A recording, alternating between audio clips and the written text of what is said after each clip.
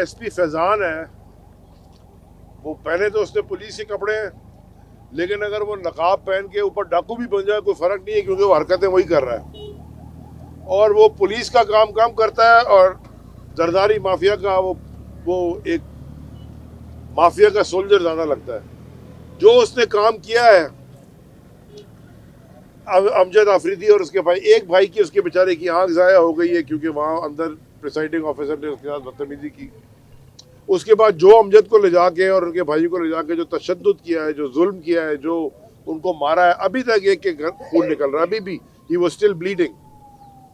मैं ये पूछना चाहता हूँ पाकिस्तान के सब अदलिया से, इदारों से, सबसे कि क्या ये जो तमाशा लगा था 15 तारीख को, जो कि हमारी ही पिटिशन पे लगा था, हमने कहा था इलेक्शन कराओ, हम तो कह रहे थे, और ये कोई इलेक्शन है? इसको आप इलेक्शन कहते हैं कि ये मैदान जंग बना हुआ था। लोगों को पहले भी फेज 1 में ये पूरे सिंध में ये हुआ, वो भी हमने रिजेक्ट किया। पूरे ऊपर लाड़काना में, सक्कर में ये तमाशा लगा। अब आपने कराची को भी अगर इसी तरह के ले जाना है, बना देना है कि पाकिस्तान का जो माशी शय रग है कराची, जाओ पूरे पाकिस्तान को, सिंध को तो 100% पूरे पाकिस्तान को चलाता है। अगर ये तमाशा लगाना यहाँ पे तो ये फिर ये बड़ा ख़तरनाक है मुल्क के लिए। मैं शदीद अल्फाज में मजम्मत करता हूँ जो अमजद आफरीदी के साथ हुआ है। मैं डिमांड करता हूँ इसके ऊपर एक इंक्वायरी कमीशन बैठे। मैं डिमांड करता हूँ, रिक्वेस्ट करता हूँ सुप्रीम कोर्ट के जज से कि इसके ऊपर एक सुओ मोटो ले कमीशन बना के देखें तो सही ये शहर कराची में हाल क्या है और हो क्या रहा है, और सिंध हुकूमत या जरदारी माफिया किस तरह जुल्म करती है लोगों के ऊपर। यहाँ पे पीपल्स पार्टी का जीतना इतना सब परेशान है, हैरान है, अचंबा है, जैसे किसी ख्वाजा सरा की गोद हरी हो जाए तो लोग हैरान हो सकते हैं, ऐसे ही पीपल्स पार्टी की फतह पे लोग हैरान हुए हैं। दहशतगर्द, दहशतगर्द, दहशतगर्द, दहशतगर्द, ये पार्लियामेंटेरियंस को इन्होंने दहशतगर्द बना दिया और बहुत सारे हमारे साथी ओहदेदार भी दहशतगर्द। पूरी दुनिया में अगर कोई डेटा इकट्ठा किया जाए तो पाकिस्तान का साबित होगा कि पाकिस्तान का साबिक वज़ीर आज़म भी दहशतगर्द, पाकिस्तान के पार्लियामेंटेरियन जो है असेंबलियों में दहशतगर्द बैठे हैं। किस तरफ लेकर जा रहे हैं ये मैं कहना चाहता हूँ, ये नाअहल चोर डाकू कि आज पार्लियामेंटेरियंस को दहशतगर्द बना रहे हैं, पुरअमन पढ़े लिखे तहरीक इंसाफ के कारकुनों को दहशतगर्द बना रहे हैं। आज हम इधर दहशतगर्दी कोर्ट के सामने खड़े हैं, अली जैदी भाई और 200 कारकुनों पे, ओहदेदारों पे, MPs पे एक FIR कटी है। हमारा साथी अमजद आफरीदी के ऊपर सिर्फ इसने इस पुलिस गर्दी को, इस ठप्पा गर्दी को, इस जियाला गर्दी को बेनकाब किया था और आरो गर्दी को बेनकाब किया था, जिसके सिले में जुल्म।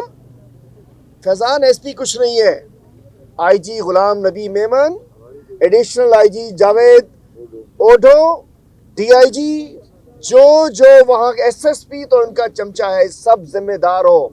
एक एक से इंशाल्लाह हिसाब लेंगे, किताब के साथ लेंगे, सूद के साथ लेंगे। कानूनी तौर पे इंशाल्लाह आप लोगों को वर्दियों में रहने के काबिल नहीं हो। जिम्मेदार IG गुलाम नबी मेमन है, एडिशनल IG कराची है। सॉफ्ट फेसेस लेके इसके पीछे छुपने नहीं देंगे, हमें याद रखेंगे। 2-3 महीने के बाद है, कोई 10 साल की बात नहीं है। आज तहरीक इंसाफ के तमाम लोग मुझ समेत दहशतगर्दी के चार्जेस का शिकार हैं और ये इलेक्शन साबित हो गया कि इलेक्शन ठप्पा गर्दी का था, आरो गर्दी का था, पुलिस गर्दी का था और अमजद आफरीदी का भी जुल्म, ये मतलब इसका कसूर ये था कि ये जाके आरो गर्दी के खिलाफ इसने वीडियो वायरल की थी जिसमें ठप्पे लग रहे थे। अली जैदी भाई का और हमारे राजा साहब, सईद आफरीदी साहब, इनका कसूर ये था कि ये आरो ऑफिस के बाहर जाकर एहतजाज कर रहे थे। मतलब आप ठप्पे भी लगा दो, आप बेईमानी भी कर दो, धांधली भी कर दो, जख्मी भी कर दो और उसके बाद कोई एहतजाज भी ना करे। अमजद आफरीदी से जुल्म हुआ है, इसके चक्कर में हमारा पुराना साथी है 20 साल पुराना, और इसके एक भाई की आँख निकल चुकी है, एक का सर फटा हुआ है, एक का हाथ टूटा हुआ है, सिर्फ इसलिए कि अमजद आफरीदी ने आवाज़ उठाई थी। ये इलेक्शन क्या जनरल इलेक्शन होने जा रहे हैं, इस इलेक्शन को ये नहीं मानते हम। ये इलेक्शन में भी बहुत सारी सीटें, हमारी 100 से ज़्यादा सीटें निकलेंगी। अभी तक 4 पे रिकाउंटिंग हुई है, 4 पे हम जीत चुके हैं अल्हम्दुलिल्लाह। तो 100 से ज्यादा तहरीक इंसाफ की सीटें हैं। हम पहले उसका हिसाब करेंगे, बाद में देखेंगे कहाँ का मेयर है, किसका मेयर है, कौन सी जमात का है। सबसे पहले हमने अपनी सीटें वापस लेनी है। मैं तो चीफ जस्टिस साहब से कहना चाहता हूँ कि अब 780A की तशरीह होना बहुत लाजमी है। अगर ये 780A के दफात की कोई यहाँ पे डिटेल निकाली गई और दुनिया में वो शाया हो गई तो कराची और पाकिस्तान पूरा दहशत गर्दों का गढ़ कहलाएगा, जो FIR में है और जो FIR में नहीं भी है मिला के। उसके अलावा वेस्ट में राबिस्तान खान हमारे MP है, उन्होंने जब इनकी धांधली पकड़ी और वहाँ पीपल्स पार्टी की MNA का बेटा इलेक्शन लड़ रहा था, उसको पुलिस ने उठाया, पूरी रात गायब रखा। अगले दिन जब वो मालूम हुआ, पूरे रात उस पर तशद्दुद किया गया। उसके बाद शाह फैसल में आदिल खान जो उसने रेगिंग इनकी पकड़ी और वो एक्सपोज कराई।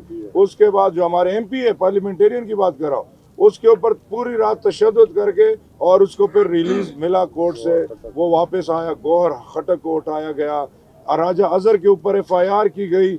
यानी और सबसे बड़ी क्या माड़ी डिस्ट्रिक्ट में हम 3 दिन से मुसलसल नताइज का मुतालबा कर रहे थे, RO के पास दरख्वास्त जमा कर रहे थे, DRO के पास, ना हमें RO मिला, ना DRO मिला, ना इलेक्शन कमीशन में सुनवाई हुई।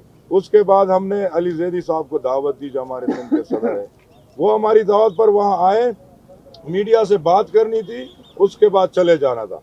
ये जैसे ही ऑफिस के अंदर आए, ऑफिस के अंदर ही पुलिस की सरपरस्ती में फुटेज आपने देखे, बल्कि फुटेज की क्या जरूरत है, मीडिया के दोस्तों को जो जख्मी किया गया है, कैमरा मैन्स को वो पत्थर सर पे लगे और रिपोर्टर्स को लगे। कितनी अफसोस की बात है, उन्होंने हमला किया, पथराव किया, फिर फायरिंग भी की।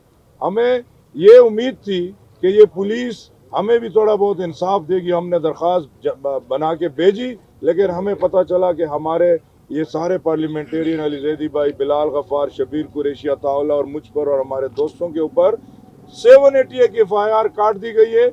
आज तक ना हमें रिजल्ट, वो जो हमारे पास फॉर्म 11 मौजूद है जो अलीम भाई ने जिक्र किया, पूरे कराची में अगर मिलाए, हम तो साबित करने को तैयार है कि जो प्रिजाइडिंग ऑफिसर ने फॉर्म दिया है उसी की काउंटिंग की जाए और हमें रिजल्ट दिया जाए। उस काउंटिंग में हम जीते जा रहे हैं और इन्होंने हमें हरवा के अपनी मर्जी की फिगर लगा के अनाउंस कर दिए। तो ये इलेक्शन कमीशन को इस पूरे इलेक्शन के ऊपर नोटिस लेना चाहिए। और दूसरी तरफ पुलिस अब बिल्कुल एकतरफा पीपल्स पार्टी की पुलिस है, क्योंकि वो हमारे ऊपर FIR दहशतगर्दी की कर रही है, लेकिन जो हमारे लोग, जो मीडिया के लोग जख्मी है, उनका खून बहाए, टांके लगे, उनकी दरख्वास्त तक भी नहीं ली जा रही।